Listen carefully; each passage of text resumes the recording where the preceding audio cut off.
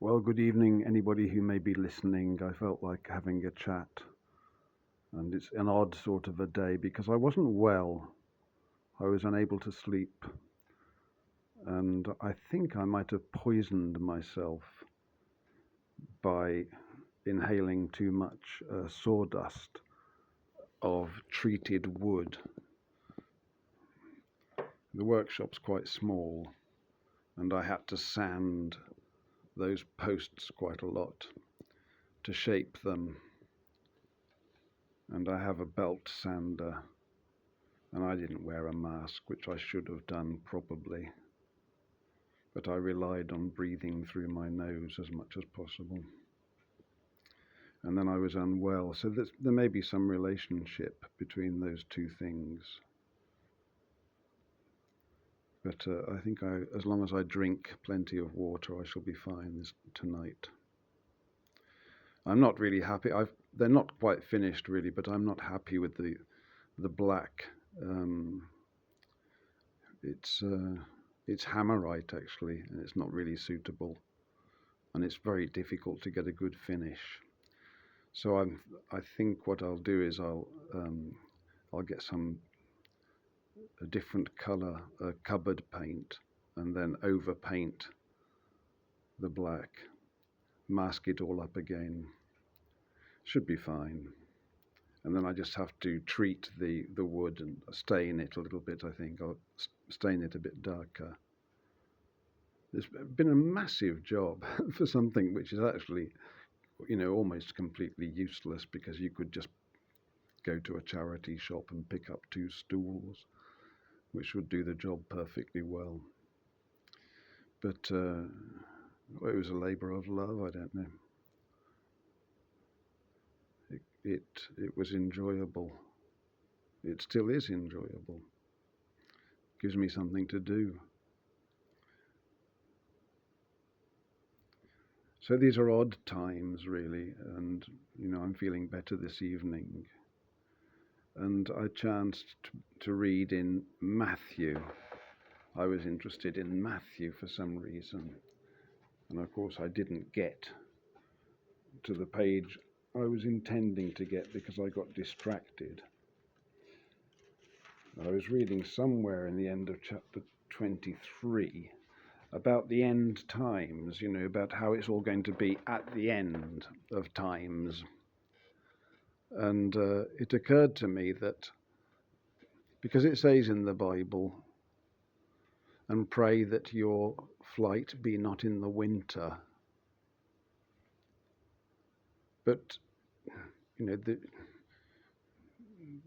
we can't all be in the summer, can we? If the weather is different in Australia and in Britain, for example. We can't pray against Australia, or maybe in South Africa. I don't know I think the seasons aren't completely aligned, but particularly in Australia, which is probably the furthest south, isn't it? Unless you happen to live in Antarctica, in one of those NATO settlements. Not NATO, what's it called? Yeah, probably NATO. No, NASA. It's a weird world, so much. We're shrouded in so much fantasy. It's astonishing once you begin to perceive it. It really is overwhelming.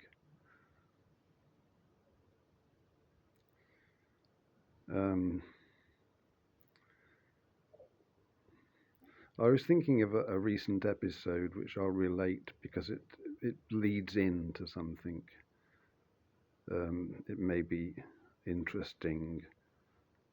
I met a young man about a little while ago, maybe a couple of years ago, and he was on the bridge, little footbridge near my house, and he was sort of falling over and seemed to be in a state of confusion, and he couldn't get onto his bicycle. And I asked him how things were going on for him, and he was a bit incoherent, and he said he had to go to somewhere, but he didn't know where he was. So I offered to go with him and give him a hand and started chatting to him. Well, when I talk, I always talk the way that I talk on these sorts of things, really, if I'm allowed to run on at all. So the chat became quite interesting because I was interested in, why he was um, apparently so falling over and everything, and what the cause might be of it. And we had discussion about this, that, and the other, and about smoking dope, which I think is a perfectly fine thing to do, and drinking also. I mean, people have to do what's good for them. So whether it was a combination of all that, I don't know. He might have explained it to me. And we chatted quite a bit walking. We walked right up the road. And I was kind of interested in this guy. And he was a bit incoherent and everything. And at a certain point, he told me that he had learning difficulties. And so I said, as you do, well, who on earth, who's had the gall to label, well, who has the gall to label a man or a woman as having learning difficulties, which is just kind of like newspeak for mental retardation. I said, you mustn't absolutely listen to these wicked philosophers. They're the same people that are up at the health centre who've mandated vaccines and done all sorts of heinous acts. Perhaps in innocency. I'm not claiming any form of volition. Unfortunately, people don't think deeply enough. This is the problem. They don't look into things the way that you need to, I would say. Or they have maybe short-term financial incentives also. So it is. But the reason it's important to talk about that stuff is that it will help other people sooner or later to see, I suppose. All you can do is to mention certain things if there seems to be an opening. And I certainly mentioned quite a few things to this fellow.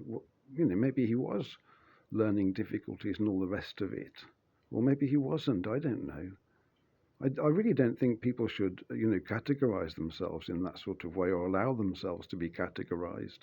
Lloyd, my blind friend, was another fellow who was categorized in that sort of sector. I knew about it. And, he was kind of, he's not an articulate man, particularly. His speech is difficult and sometimes quite hard to follow, although he has improved quite a bit. He did improve over the time that I knew him. I haven't spoken to him for a while now. But, getting to know him, he has mental abilities that are, quite remarkable. But his mind functions in a slightly different way, I suppose. He's not sophisticated in that way, in his thinking. And sophisticated thinking also, is dangerous. That's the problem. You have to tread very carefully. Sophistication itself is, intrinsically false, isn't it? Because you're adding to something. You're sophisticating it. But, I would say that I just do it for the sake of understanding. I think it's okay. And it occurred to me, well, in that instance, and, we had a great conversation. I've never seen this fellow again. I felt moved to help him out and, as it were, to throw him some coin. I just felt like it. I'd had such a great conversation with this guy, actually. I'd really enjoyed meeting him. And he did look as though he might need a few quid. You know, he did mention some things about his financial situation, and I think his girlfriend also. They were in difficulty a little bit, but he wasn't hassling me for money at all, um, which I really like. And he gave me a chunk of cannabis or some weed or something. I can't remember. And he insisted that I should have it, whatever it was. I was very flattered, you know. We meet angels, you see. You know, in the Bible, there are angels in the world. How would you recognize one using modern understandings? They disappear at a certain point, and he disappeared. I'd never seen him again. He could have been an angel, for all I know.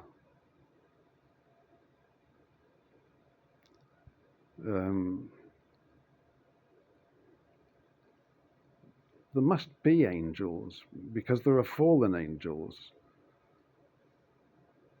And there are angels in the Bible, and I think there's an assurance at some point that there will be an angel, a guardian angel. I was reading it. Where was I reading that now? Oh, I've been reading Exodus. It can't be there, can it?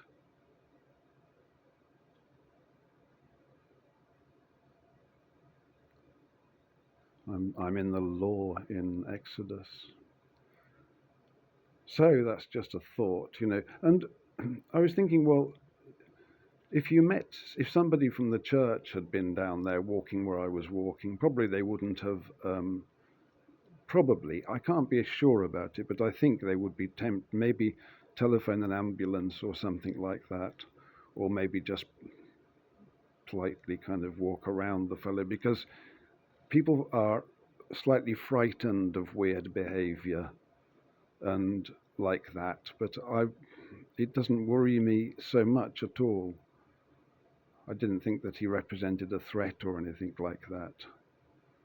But you know, people are nervous. That's the thing, and so I can't really imagine. I can imagine people from the church either calling the police or something, assuming that the fellow was a drug addict. That would be something that they might do. You know, what straight people do, what normal people do, as it were, or just avoiding the problem and walking on, which you could do also. But I think anybody that attends the truth group, of which I'm a member, I think those people would certainly, all of them really, that's part of it, because they're not asleep, they can see. There's no question of that. But just not too clearly. They don't see, well, they don't see Jesus Christ. They don't see their own iniquity. I think this is the blockage. That's something that we resist. It's pleasant to look at the iniquity of others, but it's less pleasant to understand that, we're no better, actually. And, maybe worse. And that's something that I've noticed always, whenever I mention the fact that we're no good intrinsically. Of course, in the New Age movement, they oppose that, because the New Age movement is very much based on empowering the self, energizing, harnessing the energy of the ego and of the psyche and of the soma, of the body, of the chakras and all these things that are internal. So to say you're wretched, you're naked, and you're just dust. That's all you are. For them is an anathema. They resist it quite strongly. Well, I suppose I'm not saying anything that people didn't already know, but just I've been thinking about that stuff. And I read the whole passage to the end of the chapter, and it's just so powerful and so inspiring. And it seems as though we are almost reaching into that time. Perhaps I'll live to see it. It doesn't really bear thinking about. God bless this evening.